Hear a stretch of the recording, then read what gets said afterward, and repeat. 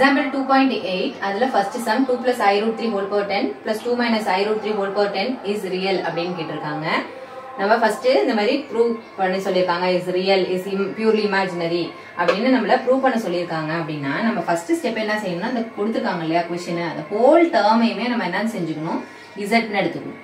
ஓகேவா z is equal to அப்படியே இந்த given question எழுதிக்கணும். root 3 whole power 10 plus 2 minus I root 3 whole power 10 ன்னு எடுத்துக்கணும்.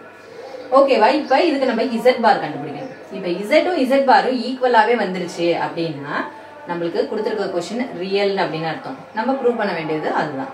ஓகேவா பாப்போம். இப்போ z கண்டுபிடிச்சாச்சு. z கொடுத்தாச்சு. அப்ப z bar என்னவா இருக்கும்? இந்த ஹோல் நம்பர் நம்ம எழுதி எல்லாத்துக்குமே என்ன செய்யணும் அப்படினா பார் போடணும். ஓகேவா?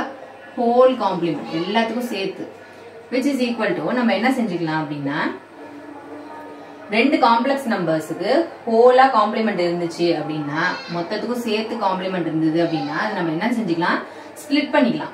ஒரு காம்ப்ளெக்ஸ் நம்பர்ஸ்க்கும் தனித்தனியா அந்த பாரை வந்து ஸ்ப்ளிட் பண்ணிக்கலாம். ஓகேவா? இப்போ எப்படி எழுதலாம்னு பாருங்க.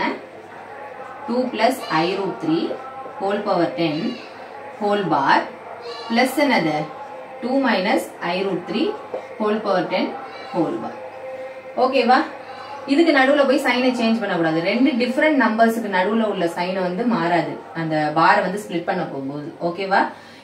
அப்புறம் என்ன செய்யலாம் அப்படின்னா இந்த பவர் இருக்கு இல்லையா இந்த பவர் ரூல் படி என்ன செஞ்சுக்கலாம் ஃபர்ஸ்ட் பார் காம்ப்ளிமெண்ட் எழுதிட்டு அதுக்கு மேல கூட நம்ம என்ன செஞ்சுக்கலாம் பவரை ரேஸ் பண்ணிக்கலாம். எப்படின்னா 2 plus I root 3 whole bar அதுக்கு மேல பவர் 10. அதே மாதிரி இதே என்ன செஞ்சுக்கலாம் 2 minus I root 3 whole bar அதுக்கு மேல என்ன செஞ்சுக்கிறோம் பவர் 10 ன்னு எழுதிக்கிறோம். ஓகேவா?